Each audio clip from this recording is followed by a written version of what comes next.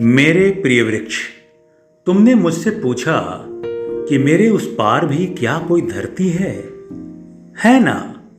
बहुत सी धरतियां हैं, पर बीच में उपहास और तिरस्कारों की अगन समेटे सैकड़ों उल्कापिंड भी तो हैं, जिन्हें मैं अपनी पीठ पर झेल लेता हूं। तुम तक उन्हें मैं आने भी नहीं देता। मेरे प्रिय वृक्ष, तुमने कहा कि मैं तुम्हें गले लगा क्यों नहीं सकता, पर तुमको मेरा आलिंगन तो सदैव से ही है। मेरे अंक को महसूस तो करो, वो मैं ही तो हूं जिसने स्नेह से अपनी ठुड्डी तुम्हारे सर पर रखा हुआ है। मेरे प्रिय वृक्ष, जड़ों के ऊपर का संसार मेरी बाहें ही तो हैं, जिसमें तुम खेलकर सदैव बड़े हुए हो। और हां, वो दामिनी मेरा तुमसे स्नेह देखकर जलती है, कड़कती है और बिजली बन अपने स्वभाव और प्रारब्ध से बद्ध होकर पृथा पर गिरती है। मेरे प्रिय वृक्ष, पर क्या तुम्हें पता है, जिन बिजलियों को मैं तुम पर गिरने से रोकता हूं, उनकी ज्वाला में मैं पहले अंतस तक जल जाता हूं।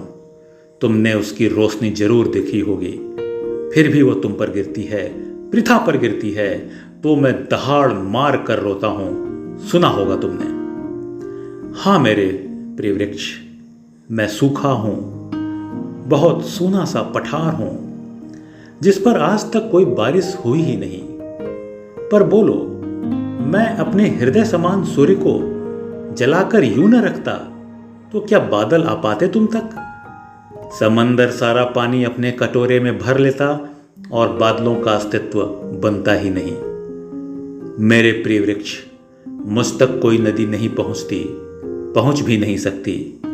मेरी प्यास तो बस तुम्हारा पोषण कर पूरी हो जाती है। मेरे प्रिय वृक्ष, तुमसे मेरा प्रश्नों का नाता है।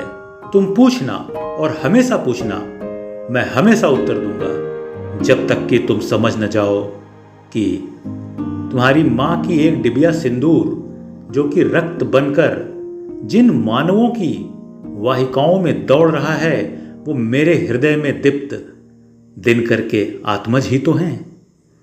मेरे उत्तर सुनकर मेरे प्रिय वृक्ष, तुम ग्लानि न करना, प्रायश्चित न करना। देखो ना इस नीले गगन को, जिसकी सरिता मुझे सदैव तृप्त रखती है।